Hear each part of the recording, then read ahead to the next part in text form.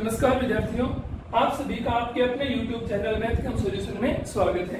आज हम क्लास 10 का चैप्टर नंबर 3 दो चर वाले रैखिक समीकरण की प्रश्नावली नंबर 3.2 को हल करने जा रहे हैं। प्रश्नावली 3.2 में क्या करेंगे, हम दो चर वाले रैखिक समीकरण के कौन कौन से हल हो सकते हैं और वो हल हम किन विधियों से ज्ञात कर सकते हैं, वो सारी विधियां आने वाली कुछ वीडियोस में हम डिस्कस करेंगे। तो सबसे पहले हम मानते हैं हमारे पास दो समीकरण है, a1x + b1y + c1 = 0, a2x + b2y + c2 = 0। इसमें क्या है कि a1 और b1 वो 0 के बराबर नहीं है, या हम इसको ऐसे लिख सकते हैं कि a1² + b1² 0 के बराबर नहीं है। सेम यहाँ पे a2 और b2 0 के बराबर नहीं है, ये वही डेफिनेशन है जो हमने शुरू में करवाई थी। और यहाँ हम लिख सकते हैं a2² + b2² ≠ 0। ओके, अब हम क्या करेंगे, इन दोनों समीकरण के अनुपात लिखेंगे, x के गुणांक का अनुपात, y के गुणांक का अनुपात और बिना x y का जो भी नंबर होगा उनका अनुपात। जैसे यहाँ x का a1 और यहाँ a2, तो a1/a2 हो गया, यहाँ b1/b2 हो गया, और कांस्टेंट क्या होगा बेटा, c1/c2। ये मैंने 3 बार लिखा है क्योंकि हमारे पास 3 कंडीशन बनने वाली है। पहली कंडीशन क्या होगी कि इन पहले दोनों का अनुपात बराबर नहीं है, यानी तुमने निकाला a1/a2 और b1/b2, ये दोनों के दोनों क्या है बेटा, बराबर नहीं है। अगर ये दोनों बराबर नहीं है तो तुम्हें तीसरा चेक करने की जरूरत ही नहीं है। इसका जो हल होगा वो अद्वितीय हल होगा। कौन सा होगा, अद्वितीय हल। और इसमें जो रेखाएं बनती हैं अद्वितीय हल में, वो प्रतिच्छेदी रेखाएं बनती हैं। प्रतिच्छेदी रेखाएं हमने पिछली वीडियो में डिस्कस किया था, कौन सी होती हैं, तो इसमें बनेगी बेटा प्रतिच्छेदी रेखाएं। क्या करना है कि पहले x और y इन दो के अनुपात को चेक कर लेना है। अगर ये बराबर नहीं है तो तीसरे को पढ़ा रहने तो उससे कोई मतलब नहीं है हमें। अब दूसरी कंडीशन है, ये पहले दोनों बराबर है और अंतिम दोनों भी बराबर है, मतलब ये तीनों के अनुपात क्या आगे, बराबर आगे। अगर ये तीनों अनुपात बराबर हैं तो इसके असीमित रूप से अनेक हल होंगे। कितने, अनेक हल, यानी बहुत सारे हल, गिनती नहीं कर सकते कितने सारे हल होंगे। और इसकी रेखाएं कौन सी बनेगी, समपाती रेखाएं। समपाती रेखाएं तो पता है ना, एक रेखा जब दूसरी रेखा के ऊपर, जैसे ऐसी कोई ग्राफ होती है, एक रेखा ऐसी है दूसरी उसके ऊपर ही हो तो वो समपाती होती है। प्रतिच्छेदी पता है, एक ऐसे हो एक उसको काटते हुए जाए, वो क्या होती है, प्रतिच्छेदी। तीसरा क्या है, पहले दोनों का अनुपात तो बराबर हो पर अंतिम दो का अनुपात बराबर ना हो। पहले दो का अनुपात बराबर पर अंतिम दो का अनुपात बराबर नहीं है, तो इसका कोई हल नहीं होगा, कोई हल नहीं है। अगर इसका कोई भी हल नहीं है तो इसमें रेखाएं कौन सी बनेगी बेटा, इसमें रेखाएं बनेगी हमारे पास समानांतर रेखाएं। और समानांतर रेखाएं हमने देखा था कौन सी, ऐसी दो रेखाएं जो आपस में कभी भी ना मिले, एक दूसरे के साथ साथ चलती जाए पर कभी भी ना मिले। तो ये हमारे पास 3 कंडीशन होगी, हमें दो समीकरण दी हुई होगी, हमें उनके x और y और बिना x y के गुणांक को लिख लेना है, अनुपात चेक करना है। पहले दो का अनुपात बराबर नहीं है, अद्वितीय हल होगा, सभी अनुपात बराबर है, असीमित रूप से अनेक हल। पहले दो बराबर और अंतिम बराबर नहीं है तो उसका कोई हल नहीं है। अब अगर उसका कोई भी हल आता है, चाहे वो अद्वितीय हल हो चाहे वो असीमित रूप से अनेक हल हो, इन दोनों कंडीशन में हम कहेंगे उन समीकरण का संगत हल है। कौन सा हल है, संगत हल। और अगर उसका कोई भी हल नहीं आता है तो हम क्या बोलेंगे, इन समीकरण का असंगत हल है। कौन सा हल है बेटा, असंगत। ओके, तो ये हमारे पास हो गया। अब मैं आपको समीकरण लेके करके दिखाता हूं कि कंडीशन लेते हैं। जैसे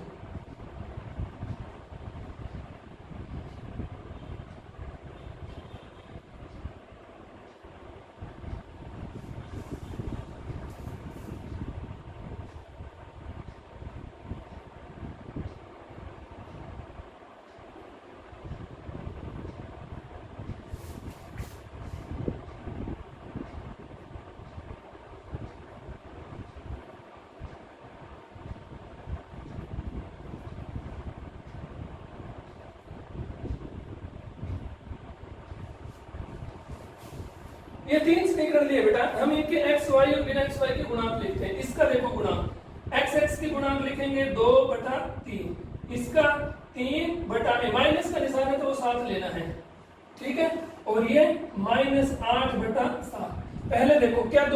3 और 3/-2 बराबर हो सकता है? कभी भी बराबर नहीं हो सकता। ये पहले दो बराबर नहीं है। अगर ये पहले दो बराबर नहीं है तो अकॉर्डिंग टू कंडीशन इसका क्या हल है बेटा? इसका हल है हमारा अद्वितीय। और रेखाएं इसकी कौन सी बनेगी? कौन सी रेखाएं बनेगी बेटा? प्रतिच्छेदी रेखाएं। ऐसे चेक करना है। कोई हल नहीं। दूसरा चेक करेंगे हम। इसमें x के लिखते हैं 2/6, y के 3/9 और बिना x y के -6/-18।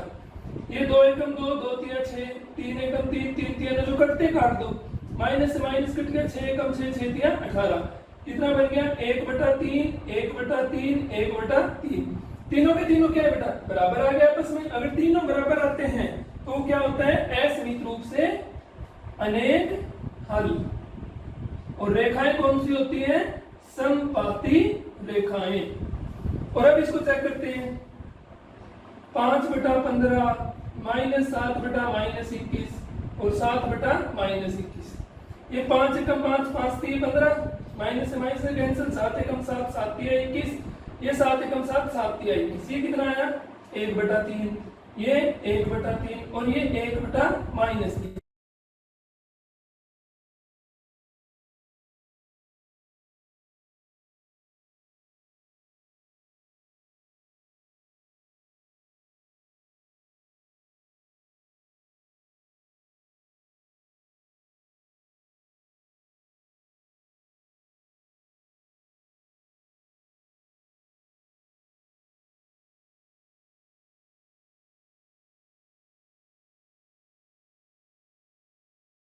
के क्वेश्चन सॉल्व करेंगे।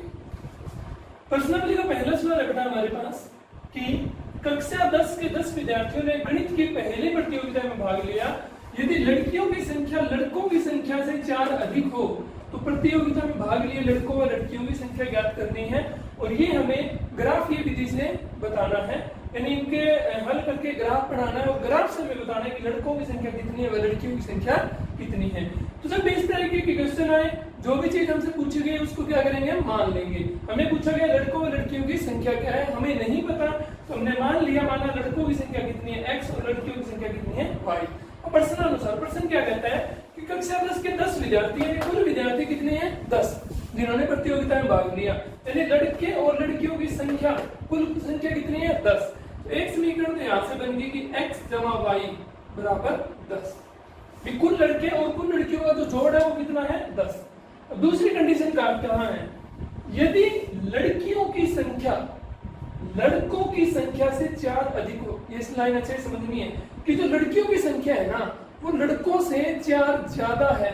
यानी कि अगर मैं लड़कों की संख्या में 4 जोड़ दूं, क्या कर दूं? 4 जोड़ दूं तो वो किसके बराबर आ जाएगा? लड़कियों की संख्या के बराबर। ठीक है ना? लड़कियों की संख्या लड़कों से 4 ज्यादा है। ओके, तो हम y को इधर उठा लेंगे और 4 को उधर ले जाएंगे। तो x y उधर आके किसका हो जाएगा? माइनस का, और 4 भी उधर जाके किसका हो जाएगा? माइनस का। ये बन गई समीकरण नंबर 2। अब इन दोनों को हल करके हमें ग्राफीय विधि से x और y का मान ज्ञात करना है। हल करने के लिए हम इनकी क्या करेंगे बेटा? टेबल बनाएंगे। x + y = 10 है, x - y = -4 है। अब हम इनकी सीधी टेबल बनानी शुरू करेंगे बेटा। टेबल कैसे बनती है? देखो, सीधा सा सिंपल सा काम करना है, फालतू तुम्हें कुछ नहीं करना। सीधी टेबल लिखो, कोई वैल्यू पुट नहीं करनी, कोई वेरिएबल इधर नहीं रखना। ठीक है, एक बार x की जगह 0 पुट करना है और एक बार y की जगह 0 पुट करना है। पहले हम x की जगह 0 पुट करेंगे, यानी इस x की जगह 0, यानी x = 0। ठीक है, अब x = 0 रखा तो खत्म ही हो गया क्योंकि x की जगह 0 रखा था। अब y किसके बराबर बच गया? 10 के। तो y किसके इक्वल आ गया? सिंपल। दूसरी बार हम y के इक्वल 0 रखेंगे, y के इक्वल 0 रखेंगे तो y फिनिश तो x किसके बराबर रहेगा बेटा? 10 के बराबर। ठीक है, सेम इसको बनाओ। जब हम ये टेबल बनाएंगे x और y, तो सबसे पहले हम x की जगह 0 रखेंगे। x की जगह 0 रखेंगे, ये खत्म। -y = -4 आ गया, तो माइनस से माइनस कैंसिल होके y बराबर हमारे पास 4 बन जाएगा। फिर हम क्या करेंगे? y की जगह 0 रखेंगे, y की जगह 0 रखेंगे, ये खत्म हो जाएगा। इधर x रह जाएगा, इधर -4, तो x की वैल्यू क्या रहेगी बेटा? -4। ओके, अब हम इसका ग्राफ बनाएंगे। ग्राफ बनाने के लिए हम ड्रॉ करते हैं। ये वैल्यू है बेटा हमारे पास कि एक्स एक्सिस पे हमने 2 4 6 8 10 लिया, इधर माइनस तो माइनस 4 माइनस 6 माइनस 8, यहाँ 2 4 6 8 10, नीचे भी नीचे नेगेटिव में। ये हम मैंने बना चुके हैं, सेम अंतर रखना है इनमें, अंतर में कोई भी गड़बड़ेशन नहीं होनी चाहिए। अब पहला बिंदु हमारे पास क्या है 0,10, 0,10 मतलब x की वैल्यू 0 और y की वैल्यू 10।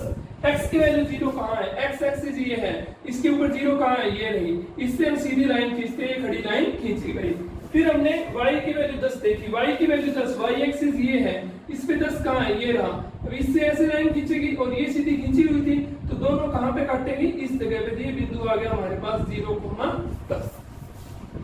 अगला बिंदु है 10,0, क्योंकि यहाँ पे x 10 है और y 0 है, तो x पे 10 ढूंढो, x पे 10 ये रहा और y पे 0 यहाँ होगा, इससे ऐसे लाइन खींचेगी, इससे ऐसे खींचेगी, दोनों यहाँ कटेगी, ये बनेगा 10,0। तो ये लाइन इन दोनों पॉइंट को मिला के बन गई, क्या लाइन बन गई बेटा, ये x प्लस y बराबर 10। ओके, दूसरा x 0 y 4, x की वैल्यू 0 और y की वैल्यू 4, ये देखो, तो दोनों का कॉमन पॉइंट क्या आ गया, ये 0,4। और दूसरा x माइनस 4 y 0, अब x माइनस 4 कहाँ है, यहाँ है, और y 0 इस लाइन पे, तो दोनों कट के ये पॉइंट बन जाएगा -4,0। इन दोनों पॉइंट को मिलाने वाली लाइन ड्रॉ कर लो।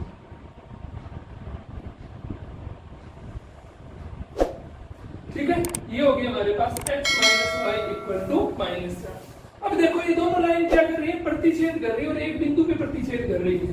ठीक है, हमें यहाँ से x और y की वैल्यू निकालनी है। x और y की वैल्यू से निकालने के लिए हम क्या करेंगे, यहाँ से लंब ड्रॉ कर देंगे, एक तो x एक्सिस पे और एक है y एक्सिस पे।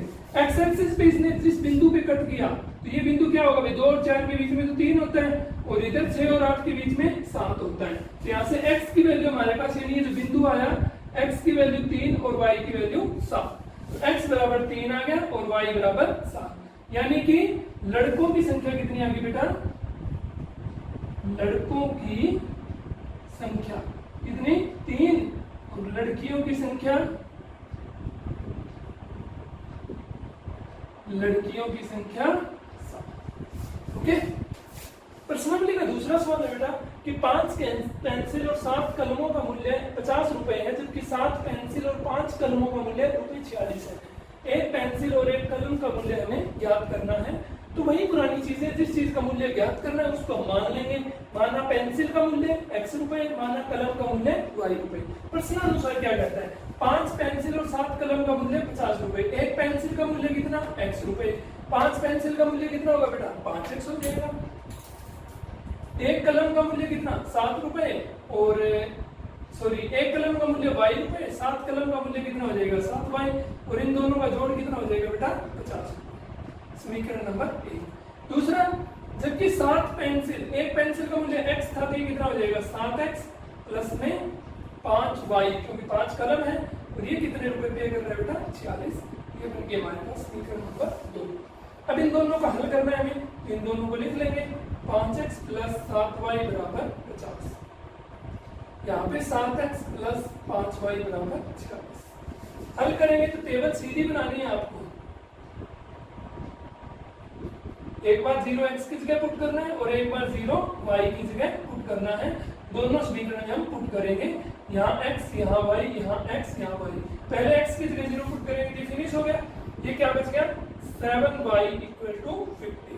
y की वैल्यू चाहिए तो 7 यहाँ मल्टीप्लाई में इधर आके डिवाइड में हो जाएगा, y इज इक्वल टू 50/7। ये हो जाएगा हमारे पास y। तो x जब 0 है तो y हमारा कितना आ गया बेटा, 50/7। इसी जगह जब y की जगह 0 पुट करेंगे, 7y कैंसिल हो गया, तो 5x इक्वल टू 50 है। x की वैल्यू निकालने के लिए 5 डिवाइड में जाएगा, 50 डिवाइड बाय 5 कितना हो गया, 10। सेम इस समीकरण में x की जगह 0 पुट करो, x की जगह 0 पुट करो, फिनिश हो गया। y की वैल्यू क्या हो जाएगी, 5 इधर डिवाइड में आ जाएगा, तो ये आ जाएगा 46/5। सेम y की जगह 0 पुट करो, तो ये 7 उधर भाग में जाएगा, x की वैल्यू कितनी आ जाएगी, 46/7। इसको हम थोड़ा सा सोल्व करके दशमलव में लिख लेते हैं। ये हमारे पास 50/7 हल करेंगे तो 7 7 49, 7 1 7, 7.1 लगभग बढ़ेगी। ये बढ़ेगी 9.2, और ये बढ़ेगी 7 6 42 और 7 5 35, 6.5 लगभग। ओके, अब ये बिंदु 0,7.1, 0,7.1 पॉइंट कहाँ है बेटा? 0 तो ये रहा x का और y का 7.1 लगभग यहाँ से होगा। ये बिंदु हो गया हमारे पास 0,7.1। x 10 y 0, x की वैल्यू 10 यहाँ और y 0 यहाँ, दोनों का कॉमन पॉइंट ये हो गया 10,0। दोनों को मिलाने वाली लाइन ड्रॉ कर दो। ये हमारे पास लाइन आ गई कौन सी? 5x plus 7y equal to 50। Okay, next x0 y 9.2, x0 y 9.2, 9.2 कहाँ होगा? लगभग यहाँ से ये हो गया 0,9.2 और x 6.5, 6.5 ये रहा, ये बिंदु होगा 6.5,0। इन दोनों को मिलाने वाली लाइन ड्रॉ कर दो बेटा। अब इन लाइंस, इसकी इक्वेशन क्या है? 7x plus 5y equal to 46। अब इसको चेक करो अपने, क्या बनती है? x की क्या वैल्यू आएगी और y की वैल्यू क्या आएगी? तो x से परपेंडिकुलर ड्रॉ करेंगे हम, x से परपेंडिकुलर ड्रॉ कर दिया, y से परपेंडिकुलर ड्रॉ करेंगे, y से परपेंडिकुलर ड्रॉ कर दिया। x पे कहाँ के मिला? 2 और 4 के बीच में क्या होता है? 3, और ये 4 और 6 के बीच में 5, तो यानी ये पॉइंट हो गया हमारा 3,5। x की वैल्यू क्या होगी? 3 और y की वैल्यू 5, तो यानी पेंसिल का मूल्य, जब आप ग्राफ बनाओगे ना बेटा सही से, तो ये बिल्कुल सही इसकी लाइन में जाएगी। पेंसिल का मूल्य 3 और कलम का मूल्य